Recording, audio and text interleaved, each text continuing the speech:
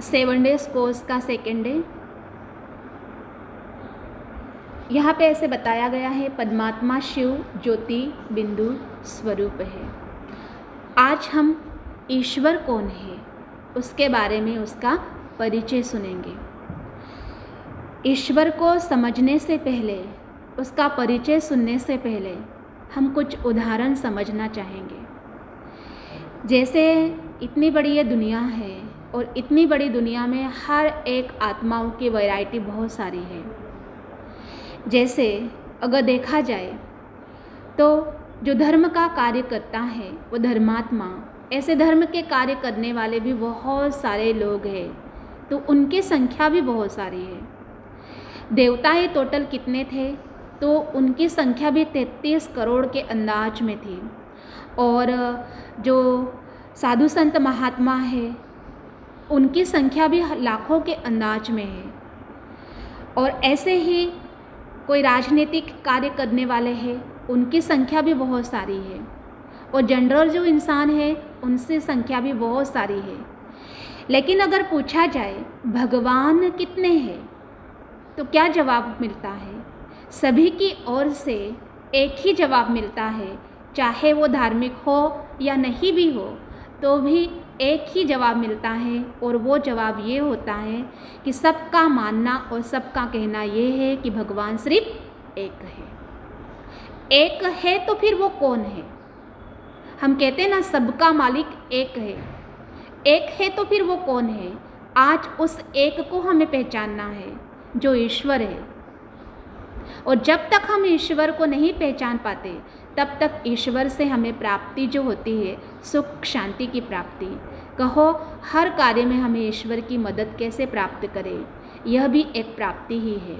ईश्वर को हम कैसे याद करें, यह भी एक प्राप्ति ही है। इन सारी बातों से हम दूर रहते हैं। इसलिए ईश्वर का जब तक परिचय नहीं तब तक हम उसे समझ नहीं सकते हैं। और ऐसे ही फिर अनेकों के नाम से हम उसे याद करते रहते हैं। तो आज हम यहाँ पे सीखेंगे कि भगवान कौन है।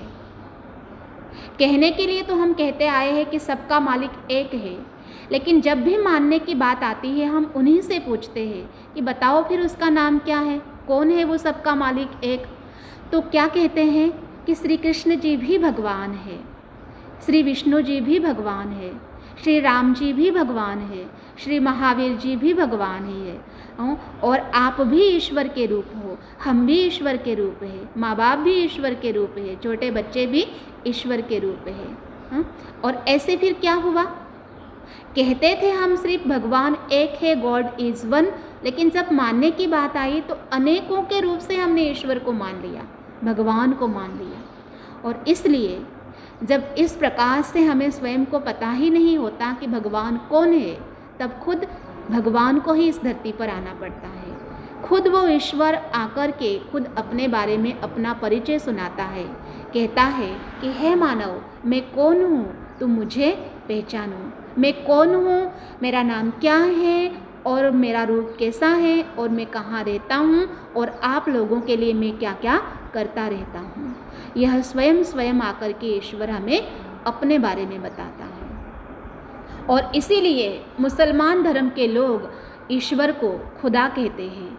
खुदा का अर्थ ऐसे होता है कि खुद खुदा इस धरती पर आकर के खुद के बारे में अपना परिचय सुनाने वाला। तो यहाँ पे आज हम सुनेंगे कि जिसे हम आज तक सबका मालिक एक ऐसे कहते आए हैं, वो कौन है? तो उसका नाम है परम पिता शिव परमात्मा। परम पिता शिव परमात्मा मतलब वो शिव है। और वही क्या करता है? गीता ज्ञान देता है। उस ईश्वर का, उस भगवान के यहाँ पे ये 36 गुण बताए हैं। इन 36 गुणों में सबसे पहले ऐसे बताया है कि भगवान निराकार है। ऐसे भी कभी कभी हम सभी भी मान लेते हैं कि ईश्वर निराकार है।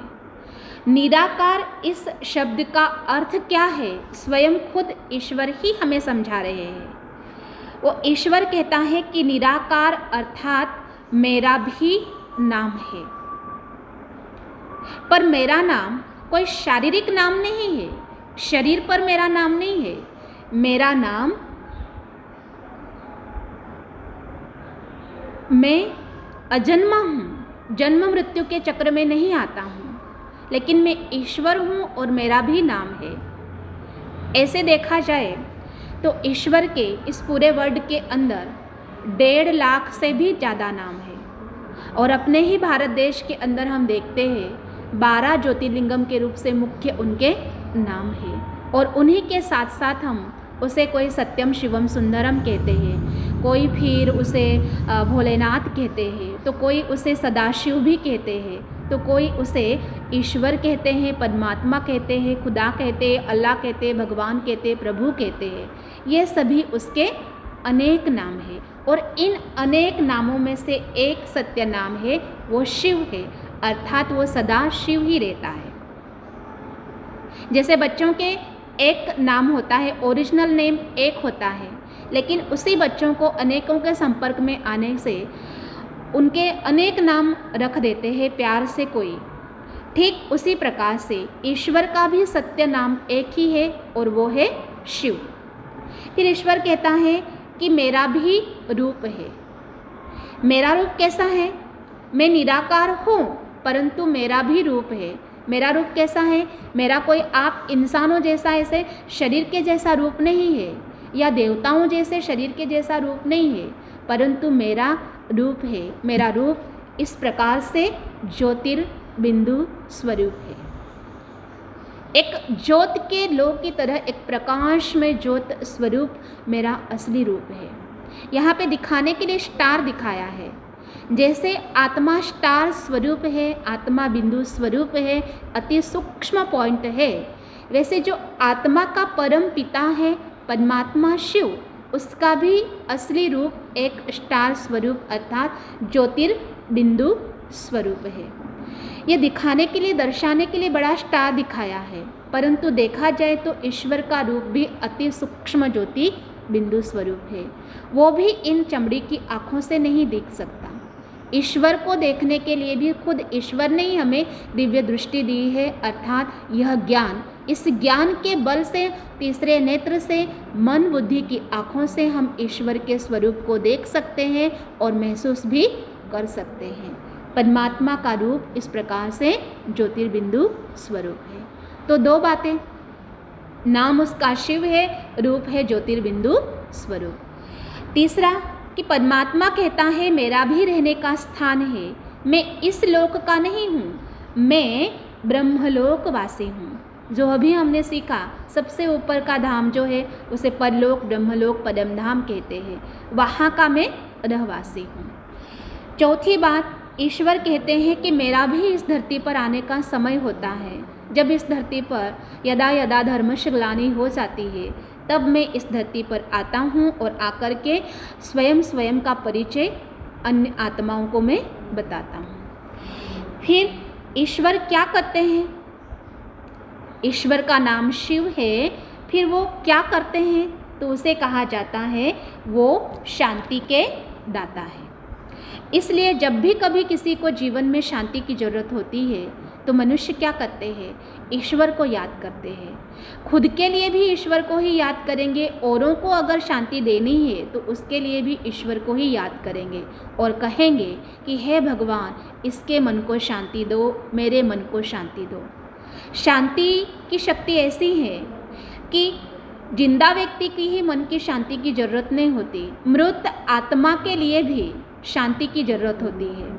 जब कोई चला जाता है तो उसे शांति की श्रद्धांजलि देनी होती है।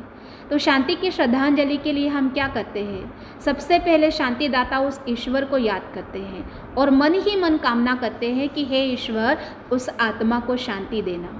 मतलब शांति देना ये किसका काम है? एक ईश्वर का काम है, और इसलिए उसे शांति का दाता कहा जाता है। जो शिव है वो कौन है? वो पतित पावन है।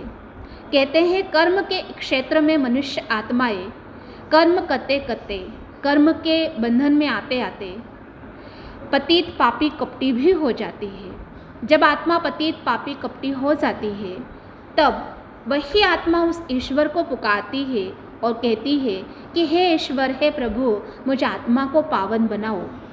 तो पावन बनाने वाला कौन? यीशु परमात्मा ही आत्मा को पावन बनाता है। किस प्रकार से वो पावन बनाता है? जैसे पावन बनने के लिए तो हमारे भारत देश में बहुत सारे मान्यताएं भी है, बहुत सारे हम प्रकार करते भी रहते हैं। पावन आत्मा को बनाने के लिए हमारे भारत देश के अंदर जो पावन तीर्थ बने हैं, उन तीर्थ स्थान के साथ साथ में पावन नदियाँ भी वहाँ पे बहती है। तो जहाँ जहाँ बड़ी बड़ी पावन नदियाँ हैं, उन नदियों के किनारे पर बड़े बड़े तीर्थ स्थान होते हैं।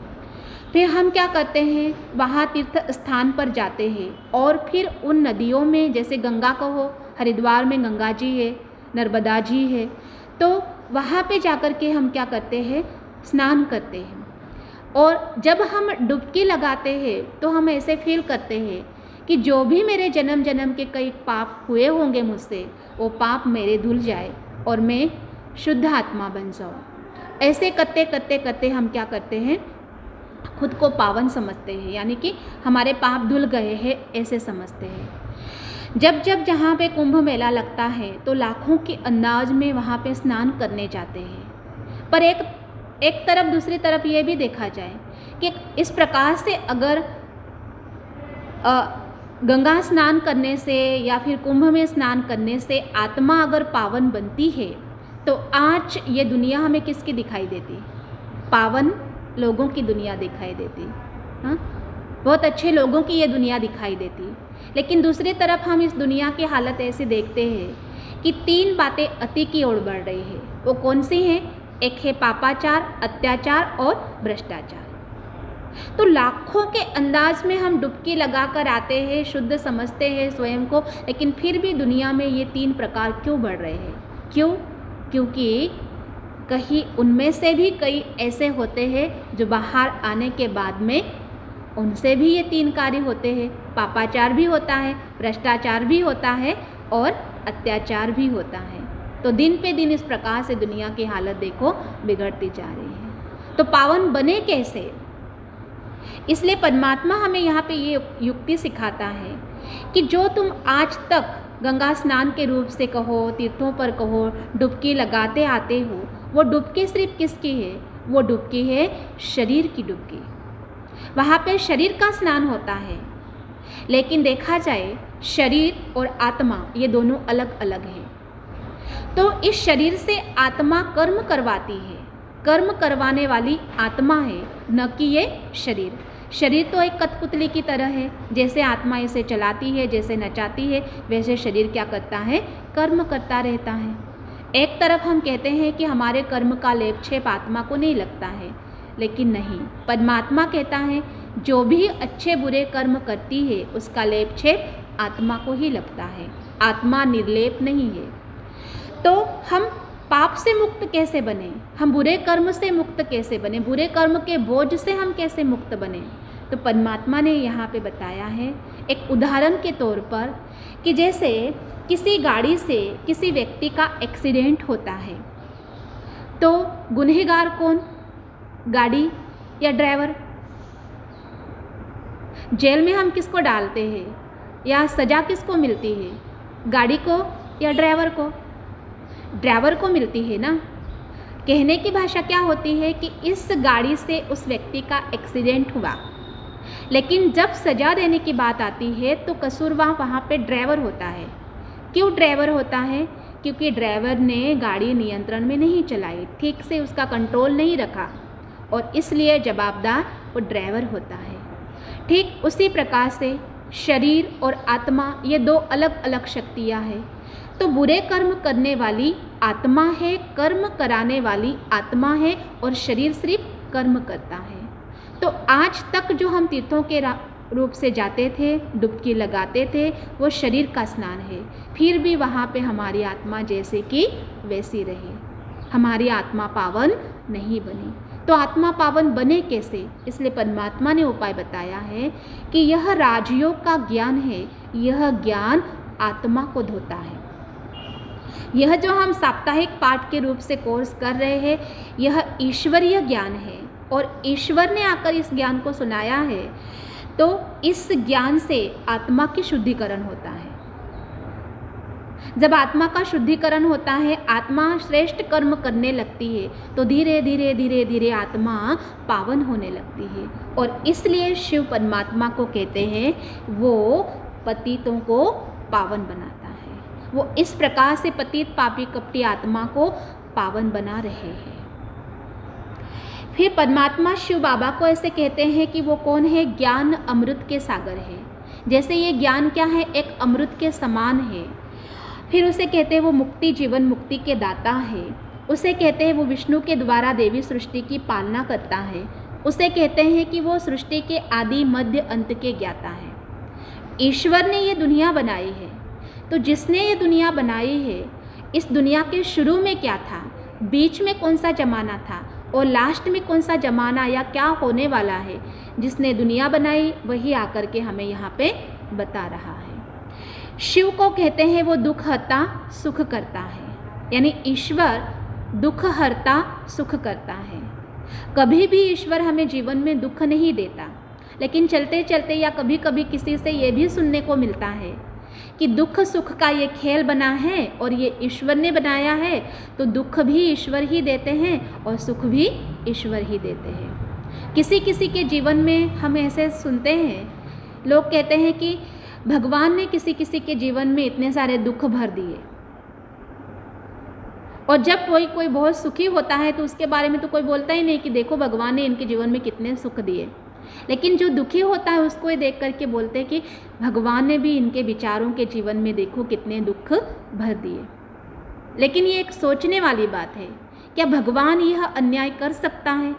वो ईश्वर है, वो भगवान है, और भगवान होकर के अगर किसी को खुद ही जानबूझकर दुख देने लगे तो उसकी पूजा कौन करेगा, उसे कौन मानेगा, उसे कौन याद करेगा? फिर भी कहते हैं तो दुख कहाँ से आते हैं, ये समझने की बात है। जिसके भी जीवन में दुख जो भी है वो कहाँ से आते हैं? वो कोई ईश्वर नहीं देते, परंतु जो व्यक्ति जीवन में जैसे कर्म करता है उसके कर्म का फल सुख या दुख के रूप से उसे ही भुगतना होता है। ईश्वर कभी किसी को दुख नहीं देता। क्यों नहीं देता? क्योंकि ईश्वर हमारे परम पिता हैं। जैसे हमारे बच्चे हैं, हमारे बच्चों को जानबूझ के कोई भी माता पिता अपने खुद के बच्चों को कभी जीवन में दुख नहीं देते, वो भी उनको कितना बचाते हैं। तो क्या ईश्वर होकर, वो पिता होकर के हमें जानबूझ के दुख देगा? नहीं देगा। लेकिन फिर भी हम दुखी हैं। क्यों? क्योंकि हर एक के कर्म, जो जैसा कर्म करता है उसको उसका फल मिलता है। फिर बाद में यहाँ पे बताया है वो सबके सुख के दाता है। सबके सुख के दाता है अर्थात क्या है कि ईश्वर किसी का भी दुश्मन नहीं, या ईश्वर का कोई दुश्मन नहीं है। वो सबको सुख देता है, सुख और दुख का रास्ता बताता है। कहता है कि यह दुख का रास्ता है, यह सुख का रास्ता है। अभी आपको फिक्स करना है कि आपको कौन से रास्ते पर चलना है। जिस रास्ते पे चलोगे उसका अनुभव आपको खुद होगा। फिर यहाँ पे ऐसे बताते हैं शिव जो है वो दिव्य दृष्टि विधाता है। दिव्य दृष्टि अर्थात इस ज्ञान से हमें उस ईश्वर के रूप को देखने के लिए एक दिव्य दृष्टि मिलती है। उस दिव्य दृष्टि का नाम है थर्ड आई, तीसरा नेत्र प्राप्त होता है, जो मन और बुद्धि के बल से हम ईश्वर के सत्य स्वरूप को देख सकते हैं। फिर शिव बाबा को कहते हैं कि वो क्या है? बिंदु रूप है, ज्योति स्वरूप है। परमात्मा शिव का रूप कैसा है? ज्योति बिंदु स्वरूप है, अर्थात एक प्रकाश के लो के तरह। प्रकाश स्वरूप, बिंदु रूप, ज्योतिर्बिंदु स्वरूप। फिर कहते हैं ईश्वर जो है वो परम पिता है, परम शिक्षक है, वह सतगुरु है। जब परमात्मा शिव इस धरती पर आते हैं और जो लोग इस ज्ञान मार्ग से उसे पहचानते हैं, उनके साथ में वो शिव परमात्मा तीन मुख्य नाता निभाता है। वो तीन रिलेशन इस प्रकार से हैं कि परमात्मा हमें ये याद दिलाता है कि हे मानव, आप मुझे पहचानो। आपका और हमारा यह नाता है कि मैं आपका परम पिता हूँ। हमारा नाता परम धाम से है और इसलिए मैं आपका आत्मा का परम पिता हूँ। शरीर और आत्मा ये दोनों अलग अलग शक्ति है। हमारे घर में जिसने हमें जन्म दिया है वो शरीर के माता पिता है, लेकिन आत्मा अलग है। इसलिए आत्मा के माता पिता कौन है? आत्मा के माता पिता है परम पिता शिव परमात्मा। इसलिए वो पिता बन कर के हमें यहाँ पे पिता से जो प्रॉपर्टी होती है वर्षा मिलता है, और वो वर्षा है ईश्वर का वर्षा है हमारे लिए जीवन में सदैव सुख शांति की प्राप्ति। ईश्वर शिव बाबा हमारे लिए दूसरा नाता भी निभाता है, और दूसरा नाता ये ब्रह्मा कुमारी विश्वविद्यालय से वो कहता है कि मैं आपका परम शिक्षक हूँ। टीचर बनकर के वो हमें इस ज्ञान को पढ़ाता है और टीच करता रहता है, पढ़ाता है, और पढ़ाने के बाद हमारी आत्मा की वो सद्गति करता है और लास्ट में सतगुरु बन जाता है। जैसे किसी का बाप भी होता है, शिक्षक भी होता है, लेकिन वही गुरु नहीं होता है। गुरु करने के लिए 60 वर्ष के बाद में हमें एक तीसरे व्यक्ति की ज़रूरत होती है, पर यहाँ पे स्वयं परमात्मा शिव ही 3 in 1 रिलेशन निभाता है। पिता भी है, टीचर भी है, और गुरुओं के गुरु स्वयं सतगुरु भी है। और ऐसे रोज वरदानों से हमारी वो झोली भरता है और अंत में सद्गति करके वो साथ भी ले जाता है। फिर उसे कहते हैं वो ब्रह्मा विष्णु शंकर के भी रचयिता है। और फिर शिव परमात्मा को कहते हैं कि वो कर्मों की गति को जानने वाला है। एक ईश्वर शक्ति ऐसी है जो व्यक्ति जीवन में जैसे कर्म करते हैं उनके कर्म की गति को जानने वाला ईश्वर है। कभी कभी किसी को ऐसे लगता है कि मैं जो कर रहा हूँ उसे किसी ने नहीं देखा, लेकिन ये भूल है। जो भी हम कर्म जहाँ भी कर रहे हैं तो एक तो सबसे पहला साक्षी हमारा खुद का मन होता है, और दूसरा है ईश्वर भी साक्षी होता है। वो इतने ऊपर परमधाम में रहता है। क्यों? क्योंकि सारे वर्ल्ड के लोगों को वो स्पष्ट देख सके। तो ईश्वर से कभी भी किसी के कोई भी कर्म छिपे हुए नहीं रहते हैं, और इसलिए लोग कहते हैं कि अरे कम से कम उस ईश्वर से तो डरो। क्यों डरो? क्योंकि ईश्वर के 1000 आँखें हैं, वो सबको देख रहा है। और फिर बाद में यह भी कहा जाता है, फिल्म डायलॉग में होता है कि ऊपर वाले की जब लाठी पड़ती है तो उसका आवाज़ नहीं होता है। अर्थात क्या कि हम भ्रष्ट कर्म करते रहते हैं, उल्टे सुल्टे कुछ कर्म करते रहते हैं, लेकिन उस कर्म का परिणाम जब हमें भुगतना होता है तो हम सहज उस बात को स्वीकार कर लेते हैं। अर्थात हम समझ जाते हैं कि यह मेरे ही कर्म का फल है, और उस दुख की भोगना को हम स्वीकार करते हैं। फिर यहाँ पे ऐसे बताया है दिव्य बुद्धि के दाता है। परमात्मा शिव दिव्य बुद्धि के दाता है। दिव्य बुद्धि अर्थात जो इस ज्ञान मार्ग में चलता है उस व्यक्ति से इस ज्ञान मार्ग के शुरू से ही परमात्मा 2 शक्तियाँ देता है। एक उस ईश्वर शिव को समझने के लिए दिव्य बुद्धि देता है, और दूसरा रूहानी दृष्टि देता है। दिव्य बुद्धि अर्थात क्या? यह ज्ञान से हमारी बुद्धि एक दिव्य बन जाती है। जैसे आज तक हमारी बुद्धि में दुनिया भर का ज्ञान होगा, पर यह ज्ञान नहीं था। जब तक यह ज्ञान नहीं था तब तक हमारी बुद्धि दिव्य नहीं बनी थी। तो अभी इस ज्ञान को सुनने के बाद से हमारी बुद्धि दिव्य बन जाती है, और यही बातें हम औरों को सुनाने लगते हैं तो लोग भी यही कहेंगे कि आपको यह किसने बताया। तो इस प्रकार से हमारी बुद्धि का चमत्कार होता है। और फिर बाद में शिव परमात्मा को कहते हैं कि वो प्रेम के सागर है। प्रेम के सागर अर्थात भक्ति मार्ग में भी ईश्वर के लिए ऐसे ही कहा गया था, ईश्वर प्यार का सागर है। गीत भी बना हुआ है, कहते हैं तू प्यार का सागर है, तेरे एक बूंद के प्यासे हम। जब वही खुद ईश्वर इस धरती पर आया है परमात्मा शिव, और खुद हमें कहता है कि हे मानव, तुम कोई मेरे और नहीं हो, परंतु तुम ही मेरे सच्चे बच्चे हो।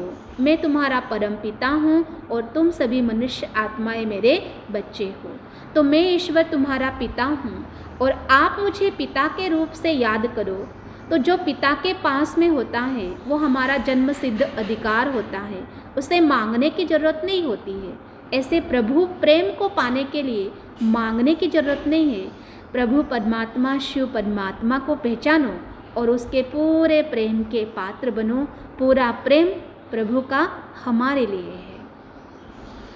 फिर यहाँ पे बताया है परमात्मा शिव सर्व के सद्गति दाता हैं। किसकी किसकी सद्गति करते हैं? ऑल वर्ल्ड में जितने भी आत्माएं हैं, चाहे साधु संत हो, महात्मा हो, धर्म आत्मा हो, जगत गुरु हो, महामंडलेश्वर हो, सरस्वती आदि की डिग्री वाले हो या कोई भी हो, जो भी मनुष्य आत्मा उस परमात्मा की याद करता है, उन सब की सद्गति करने का कार्य एक परमपिता शिव परमात्मा का है।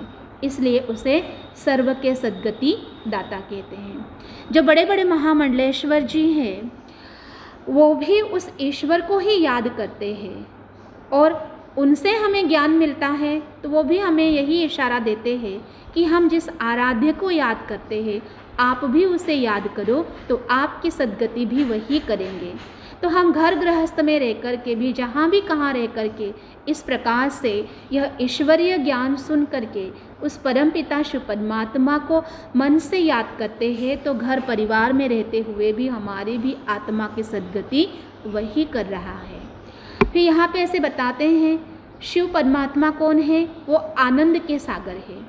आत्मा का एक स्वरूप है, आत्मा आनंद स्वरूप है। स्वरूप अर्थात लिमिट, लेकिन परमात्मा आनंद का सागर है अर्थात क्या है? अनलिमिटेड पावर है उसमें, वो सदैव आनंदित ही रहते हैं। फिर कहते हैं कि परमात्मा शिव जन्म और मरण इन दो बातों से मुक्त है अर्थात न्यारे है। ईश्वर और देवी देवताओं में फर्क यही होता है कि भगवान कभी जन्म ही नहीं लेते।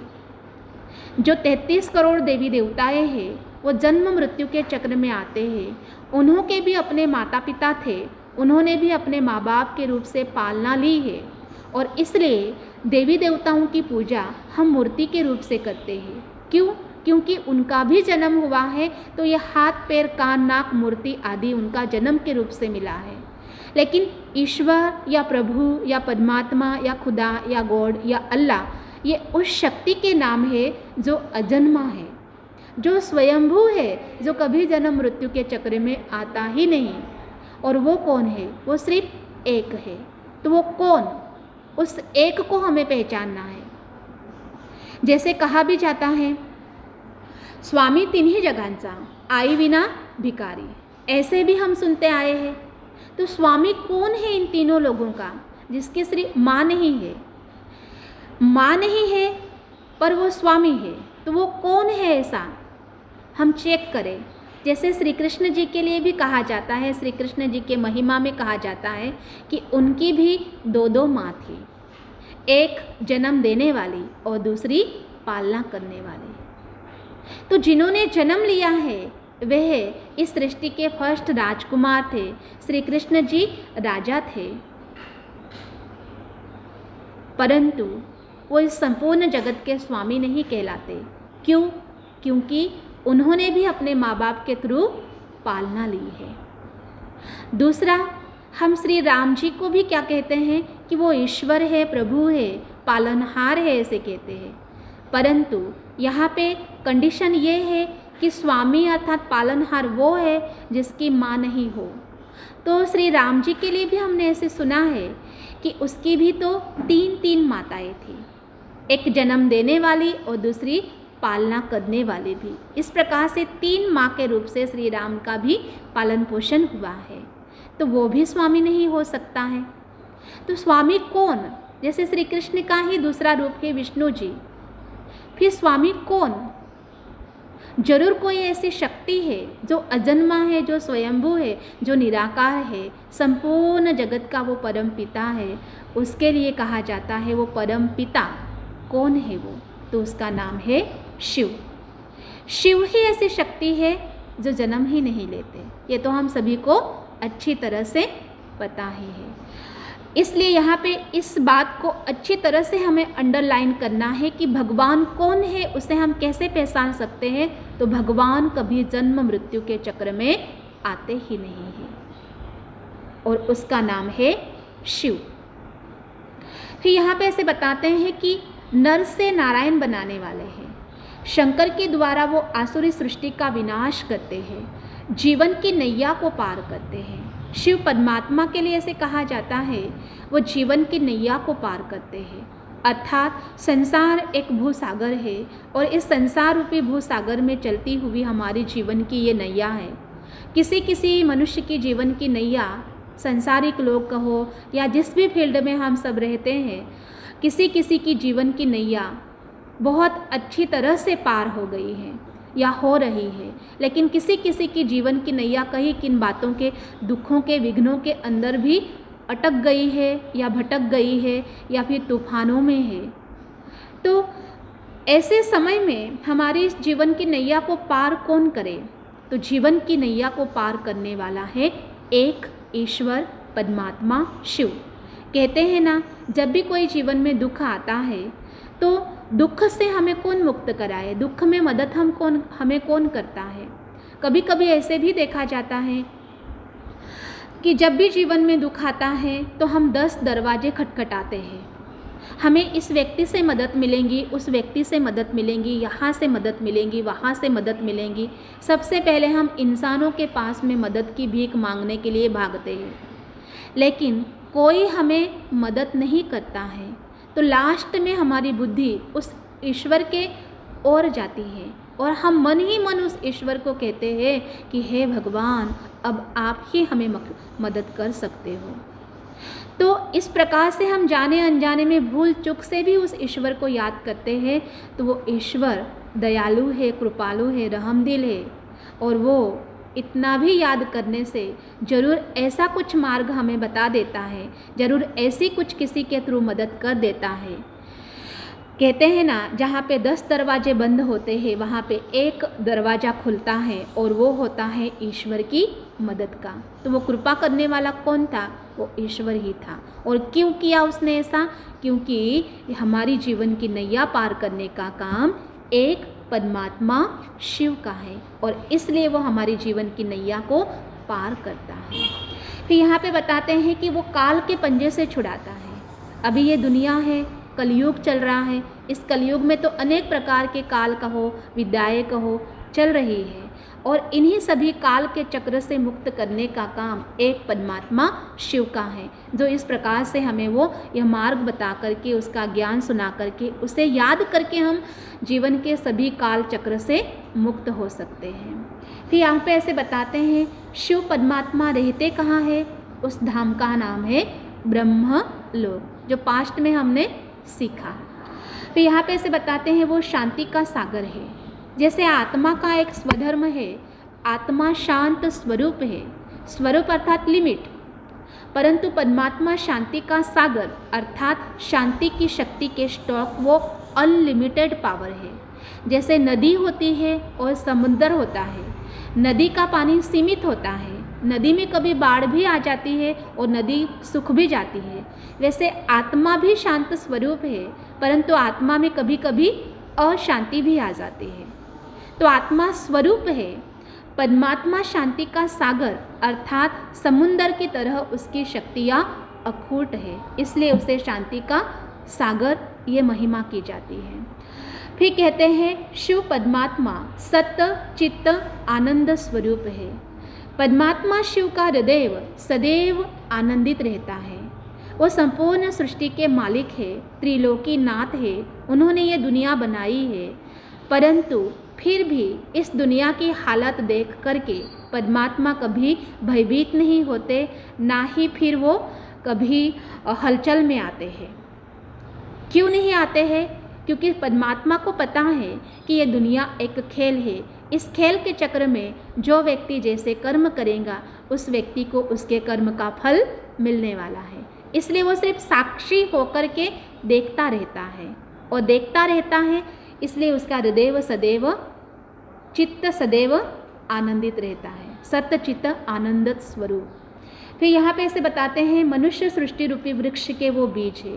परमात्मा शिव मनुष्य सृष्टि रूपी वृक्ष के बीज है।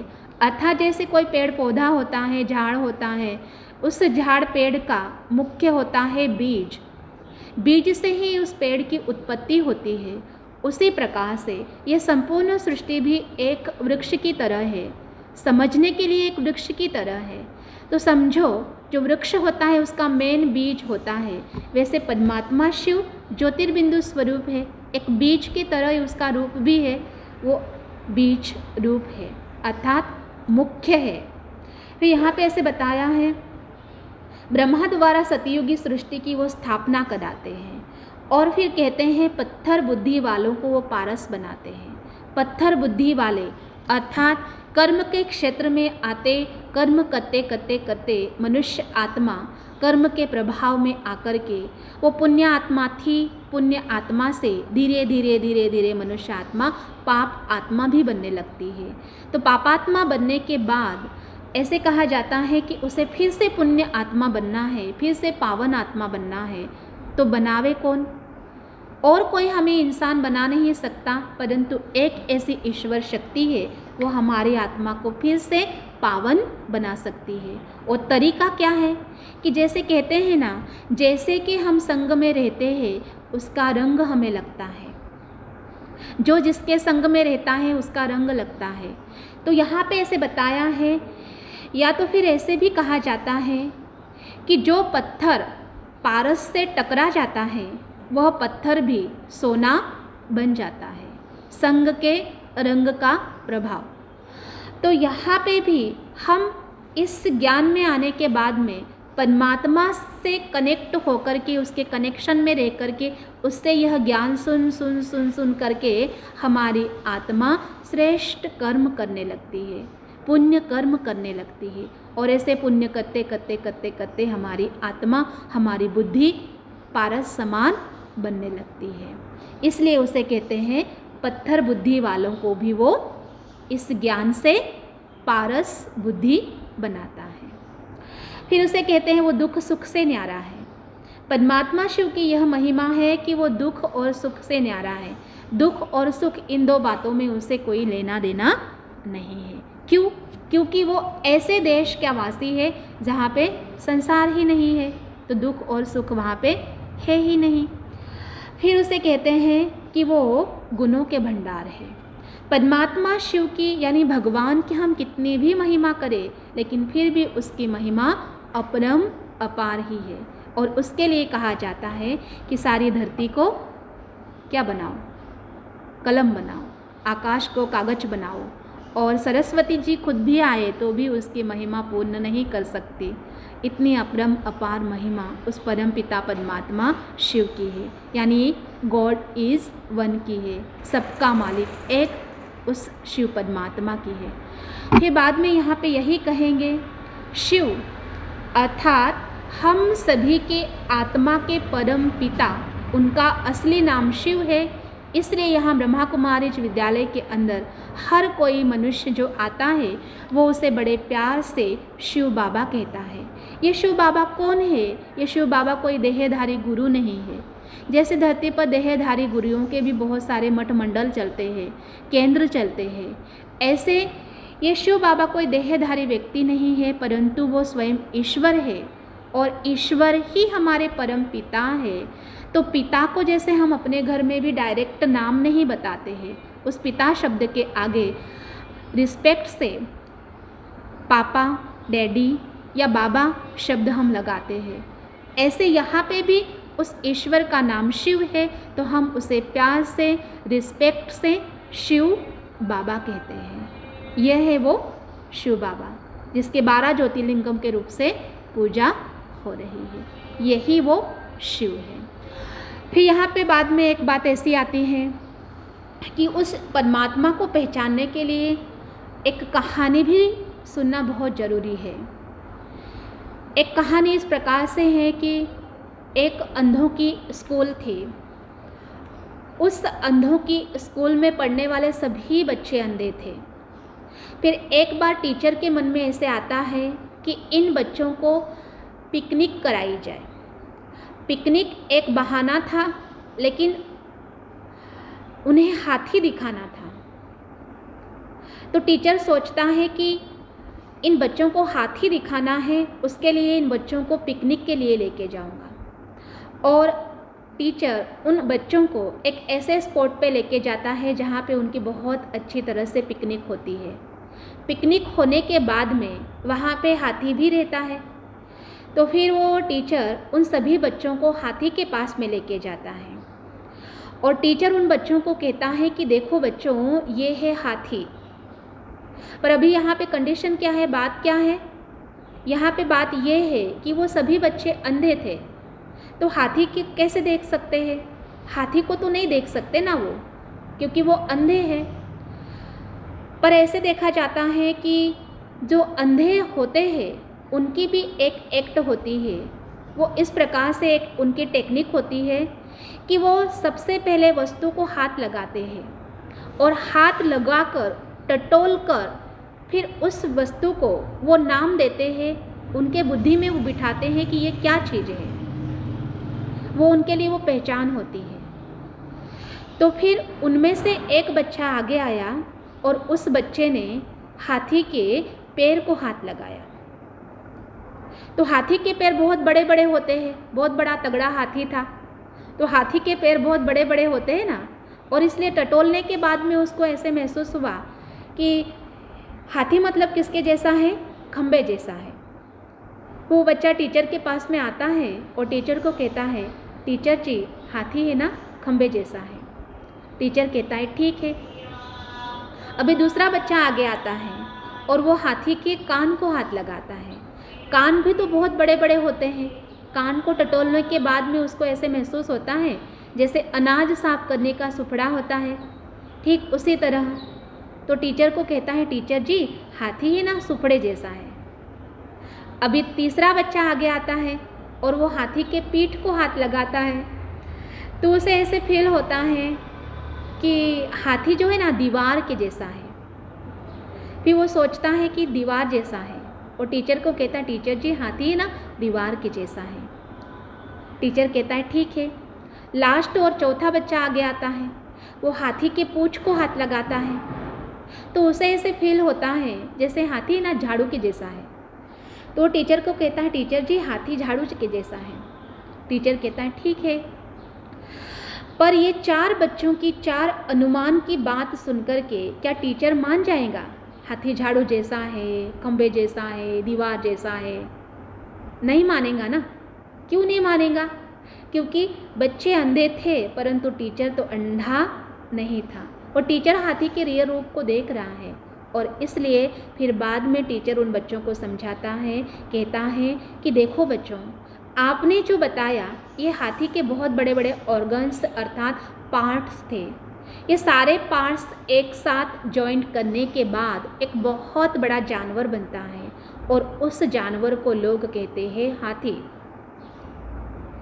फिर बच्चों के मन के अंदर हाथी का चित्र बना और बच्चों ने क्या किया, मन के अंदर हाथी का चित्र बनाया और उन्होंने ये देखा कि जिसके पैर इतने बड़े, जिसके कान ऐसे, और ऐसा होता है एक जानवर हाथी। तो मन की आँखों से बच्चों ने हाथी को देखा और ये क्या थी, उस टीचर की एक टेक्निक थी बच्चों को हाथी पढ़ाने की।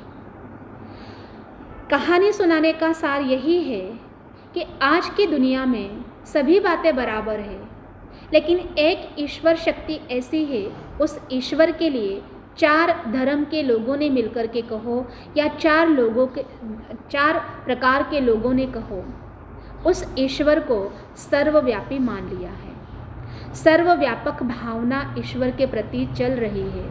वो इस प्रकार से कि ईश्वर का परिचय न होने के कारण से जैसे हमारी दृष्टि वैसे ईश्वर को भी हमने समझ लिया। और ईश्वर को किसी ने कहा भगवान तो कच्छ मच्छ रूप धारण करते हैं, कच्छ मच्छ अवतार लेते हैं। भगवान क्या है? आप में भी है, भगवान मुझ में भी है। भगवान क्या है? कण कण में वो वास करता है और भगवान जब परीक्षा लेनी होती है तो वो भिखारी के रूप से या किसी के रूप से भी हमारे पास आ सकता है और वो परीक्षा लेता है। ऐसे ये अनेक मान्यताओं के कारण से ईश्वर को हम सर्वव्यापी मानते आए हैं, लेकिन ईश्वर सर्वव्यापी नहीं है। जरा सोचिए, क्या हम आप ईश्वर का रूप हैं? अगर हम आप ईश्वर का रूप है तो फिर जब ज़रूरत पड़ती है, जब जीवन में दुख आते हैं, तब हम अपने घर के किसी मेंबर्स की पूजा क्यों नहीं करते? तब हम सीधा पूजा की थाली उठाते हैं और कुछ भगवान के लिए बता देते हैं कि मैं ऐसा चढ़ाऊँगा आपको, वैसा चढ़ाऊँगा, और सीधे मंदिर में चले जाते हैं और मंदिर के देवता के सामने जा कर के हम हे ईश्वर, हे प्रभु ऐसे कहते हैं। तब हमारे अंदर का ईश्वर कहाँ गायब हो गया? जब हम ही ईश्वर है, जब हमारे ही अंदर ईश्वर है, तो जब दुख आता है तो ईश्वर क्यों हमसे अलग हो जाता है? तब उसने साथ देना चाहिए, तब समझना चाहिए कि मैं दुखी क्यों रहूं, क्योंकि मैं तो ईश्वर हूं। लेकिन ऐसा नहीं होता। क्यों नहीं होता? क्योंकि हम ईश्वर नहीं है, हम ईश्वर के बच्चे हैं। ईश्वर के गुण हमारे अंदर हम ला सकते हैं, उन गुणों से होकर के हम जीवन जी सकते हैं, लेकिन मैं ही भगवान हूँ, यह तो गलत है। हम भगवान बन ही नहीं सकते, और हम भगवान नहीं है, इसलिए तो हम मंदिर में जाकर के उस भगवान की पूजा करते हैं। दूसरी बात ये कि कण कण में हम ईश्वर का वास समझते हैं, लेकिन कण कण अर्थात दुनिया में कितने सारे मिट्टी के कण, कितने घरों में मिट्टी के कण पड़े रहते हैं। और कई कई अभी ऐसे देखा जाता है कि पापाचार, अत्याचार और भ्रष्टाचार बढ़ता हुआ देख रहे हैं हम। कभी कभी कहा नारियों के ऊपर किसी घर में अत्याचार होता है तो उसी कण के अंदर जो ईश्वर है वो क्यों नहीं उसी समय प्रकट हो जाता, और क्यों नहीं उस अबला नारी की वो रक्षा करता? हमने समझा है कण कण में ईश्वर है, तो उस समय ईश्वर ने प्रकट होना चाहिए और उस अबला नारी की कहो या जिसको ज़रूरत है मदद की, उसकी उस समय मदद करना चाहिए। ऐसा नहीं होता है। क्यों नहीं होता है? क्योंकि कण कण में ईश्वर का वास नहीं है। दूसरी बात ऐसी है कि हम आप ईश्वर के रूप है, तो कभी कभी तो दुनिया में देखते हैं कोई इंसान किसी को मार भी डालता है। कितने सारे मर्डर्स होते रहते हैं, मार डालते लोग, लोगों की हत्या कर देते हैं। जब किसी कोई हत्या कर रहा है तो जो मरने वाला है समझो वो भी ईश्वर है, जिसको मार रहा है वो भी ईश्वर है। जब ईश्वर ही ईश्वर को मार रहा है तो कौन किसकी मदद करेगा? मारने वाला तो खुशी से मार रहा है, लेकिन जिसकी मृत्यु हो रही है उस समय वो व्यक्ति समझ जाता है कि ऐसे पोजीशन में, ऐसी हालत में, ऐसे समय में मुझे और कोई बचा ही नहीं सकता, लेकिन एक ईश्वर मुझे मदद के लिए बचा सकता है। और मरते समय वो ईश्वर क्या कहता है? वो मरने वाला कहता है कि हे प्रभु मेरी मदद करो। अगर वो खुद प्रभु है तो उस समय ऐसा क्यों कहता है? फिर बराबर है ना? खुद ईश्वर है तो उस समय ऐसा क्यों कहता कि हे भगवान मेरी मदद करो, मेरी रक्षा करो, मुझे बचाओ। अब तक हम क्या कहते थे कि हम ही ईश्वर का रूप है, और मरते समय हम कैसे अलग हो गए?